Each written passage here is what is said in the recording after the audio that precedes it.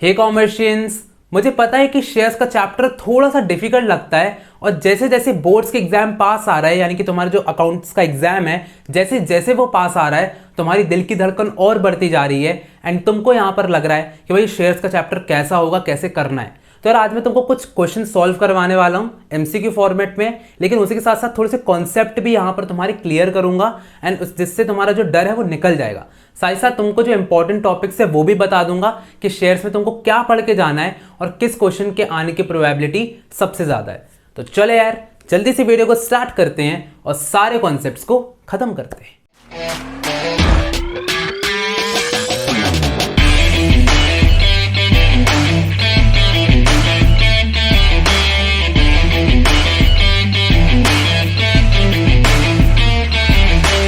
सबसे पहले क्वेश्चन को यहां पर हम लोग देखते हैं। तो सबसे पहला क्वेश्चन जाता है, name the head of the capital clause of memorandum of association of a company in which maximum amount of share capital mentioned is called. बहुत लंबा सेंटेंस था पर यहां पर सबसे क्लियरली पूछा गया है कि मेमोरेंडम ऑफ एसोसिएशन के हिसाब से maximum amount of share capital कहां पर जाता है। तो अगर हमारा आंसर देखते हैं या फिर ऑप्शन देखते हैं तो रिजर्व कैपिटल आ जाता है, subscribe capital, authorise capital and issued capital. तो भैया बचपन वाला सवाल है, यहाँ पर सबसे पहले आपका जो ऑथराइज कैपिटल है वो राइट आंसर हो जाएगा। इसको समझाऊंगा भी नहीं क्योंकि मैक्सिमम अमाउंट हमेशा हमारा ऑथराइज कैपिटल में जाता है। क्लियर है बात? आगे बढ़ते हैं। तो जाता है a share holder allotted to home 9000 shares. अब देखो भैया यहाँ पर थोड़ी सी अंग्रेजी खराब लिखी है पर क्या करना हमको, उससे हमको क्वेश्चन से मतलब है। A shareholder to whom 9000 shares were allotted of 10 rupees each। 9000 shares हैं, कितने के? 10 रुपीज ईच के हैं। फेल टू पे the first and final call of 2 rupees. तो उसने 2 रुपीज पीपल जो था ये, इसने 2 रुपए जो शेयर्स है 2 रुपए की जो फर्स्ट एंड फाइनल कॉल है वो नहीं दी है। कितने शेयर्स पे? 9000 पे। तो अगर मैं कॉल इन अरियर्स का अमाउंट निकालूं तो 2 रुपए नहीं दिए हैं 9000 शेयर्स पे, तो 18000 आ जाता है। अगर हम क्वेश्चन को आगे बढ़ते हैं तो लिखा भी हुआ है कि 18000 to be recorded in the books of company with. तो हमको बेसिकली एंट्री बताना है। सबसे पहले आता है कि हम कॉल इन अरियर्स को डेबिट करेंगे। सेकंड आता है debit to share forfeiture account, credit to call in arrears account, या फिर क्रेडिट करेंगे टू शेयर फॉरफीचर।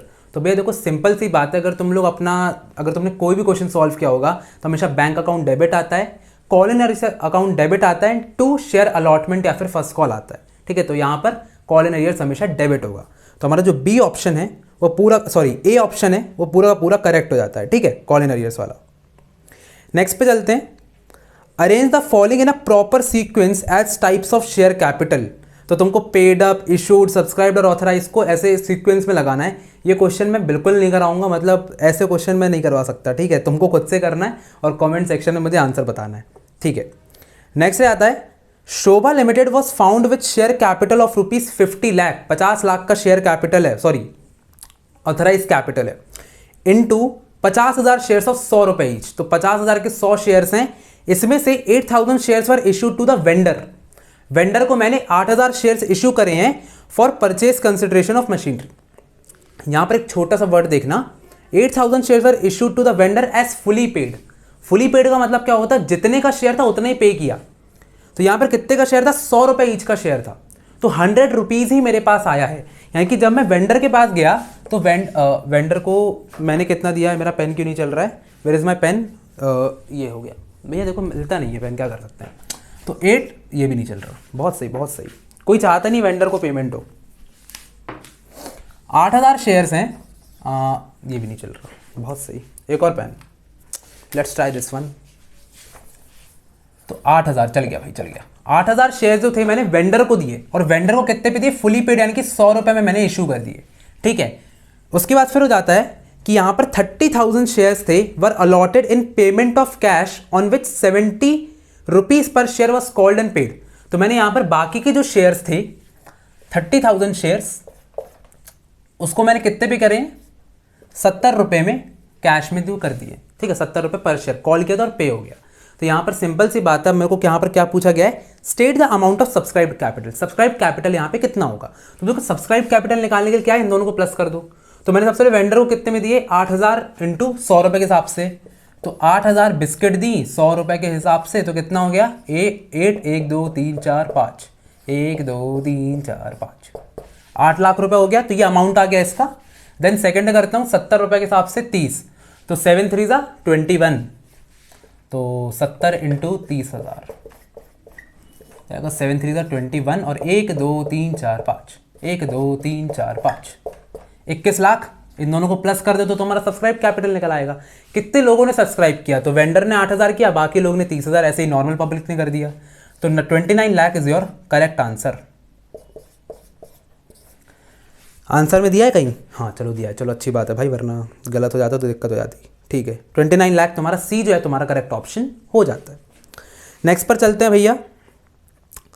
ओके, अब यहाँ पर आ जाता है next question, that is star limited forfeited 1000 shares. 1000 shares forfeit कर दिए भैया, बहुत ज़्यादा दबा गई है, 1000 शेयर फोरफीट किए हैं ऑफ रुपीज़ 10 रुपीज़ ईच। ठीक है, यहाँ पर ऐसे इससे मिटाना पड़ता है, देख लो तुम लोग, पहले मिटा देते हैं, काम आएगा।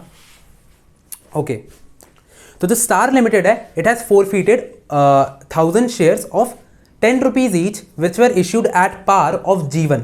ठीक है, a share holder of the company for non payment of allotment money of 4 रुपये।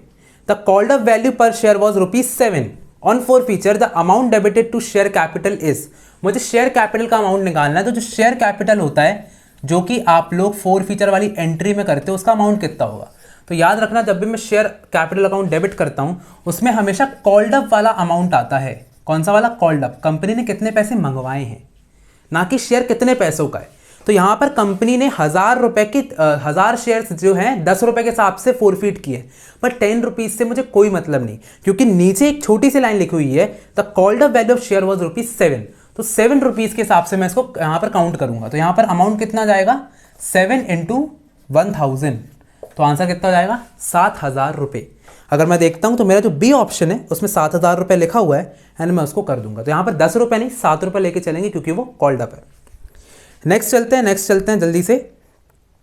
The allowed amount of discount on ratio of shares will be.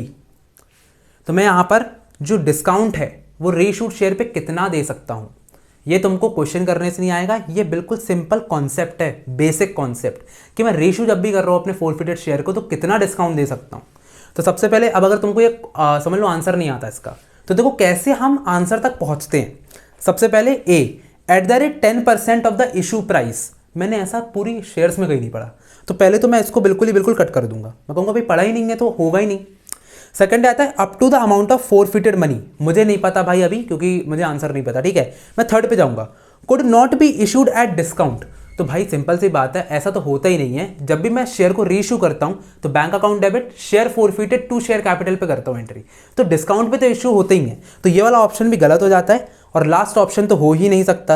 यानी कि करेक्ट ऑप्शन यहां पर सबसे ज्यादा कौन सा दिख रहा है? बी वाला। अब लॉजिकली समझाता हूं कि कैसे होता है। यहां पर लिखा है up to the amount of forfeited money. Forfeiture का मतलब होता है कि जितना जो अमाउंट आप जब्त करते हो।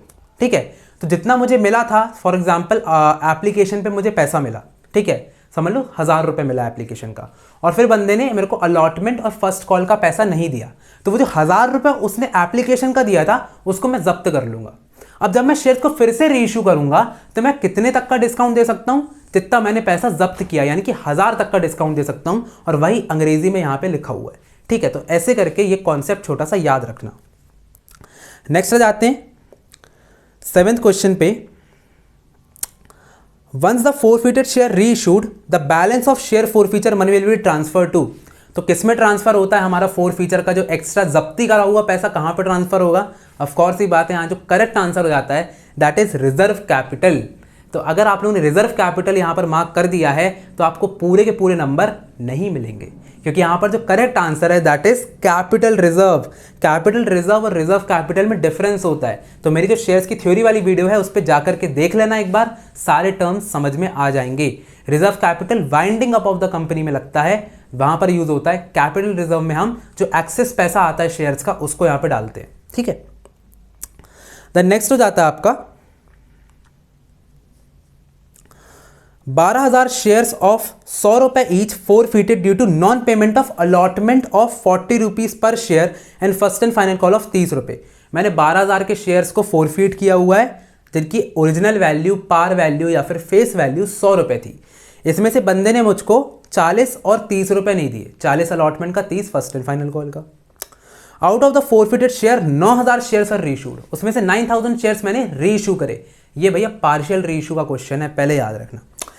और कितने पे इशू किया है, 80 रुपीज़ पे किया है। अब मेरी जो कॉल्ड अप वैल्यू है वो कितनी है यहाँ पे, 100 रुपये है, लेकिन मैंने रीइशू कितने पे किया, 80 रुपये पे, यानी कि 20 रुपये का डिस्काउंट दिया है मैंने।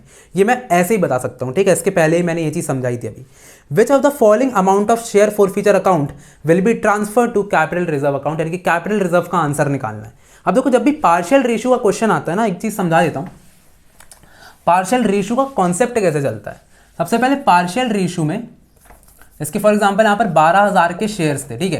तो अब तुम क्या करो, अगर तुमको थोड़ा सा प्रॉब्लम जा रहा है क्योंकि सारे बच्चे यहाँ पर, तो थोड़ा सा लॉन्ग वे में समझा देता हूँ अच्छे से, ताकि तुमको एक बार में समझ में जाए, ठीक है। तो यहाँ पर सबसे पहले अगर तुम शेयर कैपिटल की एंट्री करते हो तो share capital account debit to call in arrears to share forfeited, यही होती है तुम्हारी फॉरफीचर की एंट्री।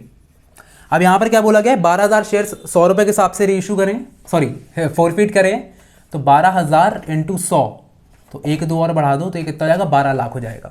देन इसमें से तुमको 40 + 30 रुपये नहीं मिले, यानी कि कॉल इन एरिया 70 रुपये का है। तो अगर मैं 70 इंटू 12,000 करता हूँ तो कितना हो जाएगा, 12×7 = 84, 8,40,000।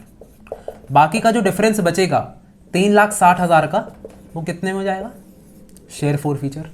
सबसे पहले तुमको ये कैलकुलेट करना पड़ेगा। तुम चाहो तो डायरेक्टली भी कर सकते हो, ये एंट्री करने की जरूरत नहीं है, पर मैंने सबके लिए बता दिया। नाउ जब तुम दूसरी एंट्री करते हो तो बैंक शेयर फॉरफीटेड टू क्या हो जाता है, शेयर कैपिटल, ये एंट्री होती है रीइशू की।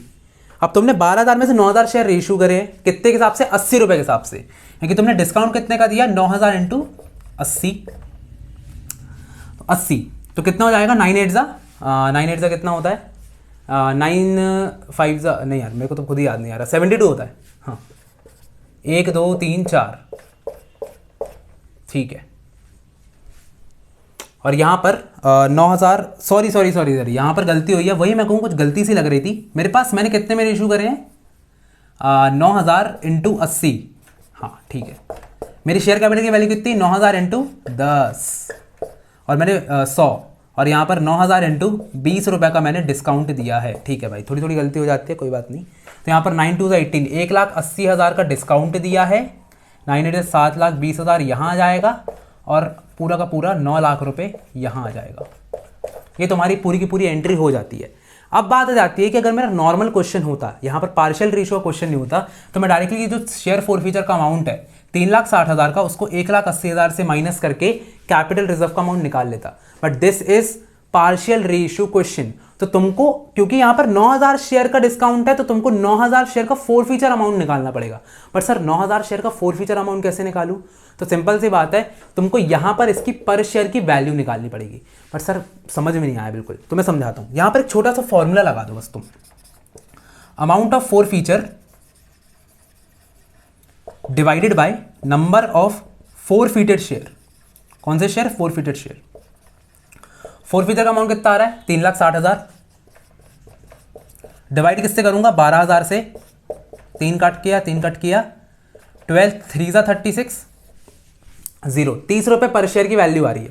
30 रुपये को मल्टीप्लाई कर दूंगा 9,000 से, क्योंकि 12,000 शेयर का था, मेरे को 9,000 की वैल्यू चाहिए, 9,000 का फॉरफीचर चाहिए, तो मेरा 9,000 का जो फॉरफीचर का अमाउंट आएगा दैट विल बी 2,70,000। ये मेरा 9,000 शेयर का फॉरफीचर का अमाउंट है। 3,60,000 मेरा 12,000 शेयर का फॉरफीचर का अमाउंट है। समझ में आ रहा है डिफरेंस, ये 9,000 शेयर्स का आ गया है। अब मैं इसको इससे माइनस कर सकता हूं, तो 2,70,000 को 1,80,000 से माइनस करोगे तो 90,000 का आपका कैपिटल रिजर्व का अमाउंट आ जाएगा। That is your question. अब मैंने थोड़ा सा लंबे वे में कराया, इसको शॉर्ट में भी कर सकते हो, बट क्योंकि कॉन्सेप्ट समझना ज़्यादा इंपॉर्टेंट है तो भाई ऐसे भी कर लेना, ठीक है। तो यहाँ पर 90,000 जो ए ऑप्शन है वो मेरा करेक्ट हो जाता है। क्लियर है बात, आगे बढ़ते हैं। आगे बढ़ते हैं तो आ जाती है एक छोटी सी केस स्टडी, तो उसको जल्दी से खत्म कर लेते हैं। Shine framework limited is authorise to issue capital issue shares of 5 lakh रुपए ऑफ 100 रुपए ईच। 5 लाख के 100 रुपए ईच का इसका ऑथराइज कैपिटल है, उससे हमें कोई मतलब नहीं। Company raise the capital by issue of 2 lakh shares through an IPO। IPO के थ्रू किया, इलेक्ट्रॉनिक IPO, ठीक है, कोई दिक्कत नहीं है। इनिशियल पब्लिक ऑफरिंग याद रखना, कल आ सकता है। तो 2 लाख शेयर्स करे हैं, ठीक है, IPO के through. As per the decision of managing board of directors of the company issued 75,000 to their parent company. एक पेरेंट कंपनी को 75,000 शेयर्स इनने इशू करे हैं and 40,000 shares issued to existing employees of the company as per their choice and option at the below price than the market price। अगर तुमने मेरी share की theory वाली वीडियो देखी है तो तुम्हारे लिए बच्चों वाला क्वेश्चन है। अब सबसे पहले क्वेश्चन हो जाता है, company issued 75,000 shares to their parent company is an example of public issue, private placement, ESOP issued other than cash. इसका आंसर तक कैसे पहुंचेंगे? सिंपल सी बात है, पेरेंट कंपनी को दिया है पैसा, पब्लिक इशू तो हो नहीं सकता क्योंकि कंपनी को दिया है, आम लोगों को नहीं दिया है। प्राइवेट प्लेसमेंट शायद हो सकता है। ईसॉप का मतलब होता है एम्प्लॉयज स्टॉक ऑप्शन प्लान, हाँ ऐसे होता है, शायद थोड़ा सा गलत हो सकता है बट ठीक है, यही होता है कि हम अपने एम्प्लॉयज को जो है शेयर्स दे रहे हैं, पर यहाँ पर एम्प्लॉयज को भी नहीं दिया गया। और लास्ट आता है issue other than cash. Other than cash तो हो ही नहीं सकता क्योंकि मैंने यहाँ पे कोई मशीनरी नहीं खरीदी, किसी के एसेट, किसी भी वेंडर को पैसा नहीं दिया है, एसेट के बदले में पैसा नहीं दिया, तो ये भी नहीं हो सकता। तो करेक्ट आंसर कौन सा हो जाता है? Private placement. अब इसका मतलब समझा देता हूँ। प्राइवेट प्लेसमेंट का मतलब होता है जब आप किसी भी एक सिंगल कंपनी को अपने शेयर देते हो। यहाँ पर प्राइवेट कंपनी को दिया था, पेरेंट कंपनी को दिया था, तो ऑफकोर्स ये बात है वो हो जाता है। Last question of our MCQ is 40,000 shares issued to existing employees of the company as per their choice and option at the below price than market price। इसको क्या बोलते हैं? तो ये बच्चा जानता है कि बिना ऑप्शन पढ़े भी इसको ESOP ही बोलते हैं, एम्प्लॉयज स्टॉक ऑप्शन प्लान। और ऐसे करके तुम्हारे सारे MCQs खत्म हो जाते हैं। अब मैं चाहता तो तुमको 50 से 100 MCQs भी करवा सकता था, पर अभी उसको देखकर टाइम वेस्ट करने का कोई मतलब नहीं है। इससे तुमको एक आइडिया लग गया होगा कि भाई तुमको कितना शेयर्स में बनता है एंड कैसे कुछ चीज़ें तुम्हारी क्लियर हुई होगी। अब बात आती है कि तुम्हारे इंपॉर्टेंट टॉपिक्स क्या हैं जो कि एग्जाम में आएंगे। तो मैं तुमको यहाँ पर सिंपल बता देता हूँ। सबसे पहले जाके बैलेंस शीट का एक क्वेश्चन कर लो। शेयर्स की बैलेंस शीट का क्वेश्चन एक जरूर से जरूर आने के चांसेस बहुत ज़्यादा है, ठीक है? तो आ सकता है, तो शेयर्स की बैलेंस शीट कर लो। सेकेंड चीज़ जो तुमको करना है दैट इज शेयर का एक फुल फ्लेज क्वेश्चन, क्योंकि यार यहाँ पर मैंने बहुत बार देखा है, मतलब मेरे टाइम पर भी, मेरे जूनियर्स के टाइम पर भी जो शेयर्स का क्वेश्चन है वो थोड़ा सा कॉम्प्रहेंसिव आता है, ठीक है? तो यहाँ पर तुमको रीइश्यू एट मतलब पूरा का पूरा रीइश्यू एंड पार्शियल रीइश्यू वाला जो फुल फ्लेज क्वेश्चन होता है ना, जिसमें प्रो रेटा भी होता है, जिसमें फोर फीचर भी हो रहा है, जिसमें रीइश्यू हो रहा है, वो सारा क्वेश्चन पूरा कर लेना है। और इशू अदर देन कैश यानी कि जो परचेज कंसिडरेशन वाली एंट्रीज होती है, वेंडर्स वाली एंट्री होती है, वो भी एक बार देख करके चले जाना। वो तो डिबेंचर और शेयर्स की वैसे भी सेम होती है, तो एक बार देख लेना और यहाँ पर तुम्हारी तैयारी पूरी की पूरी हो जाएगी। तो इसी के साथ वीडियो पसंद आई हो तो लाइक करो, सब्सक्राइब करो, कमेंट करो और ज़्यादा से ज़्यादा शेयर करो ताकि सबकी हेल्प होती रहे। मिलते हैं अगली वीडियो में, तब तक के लिए ऑल द बेस्ट।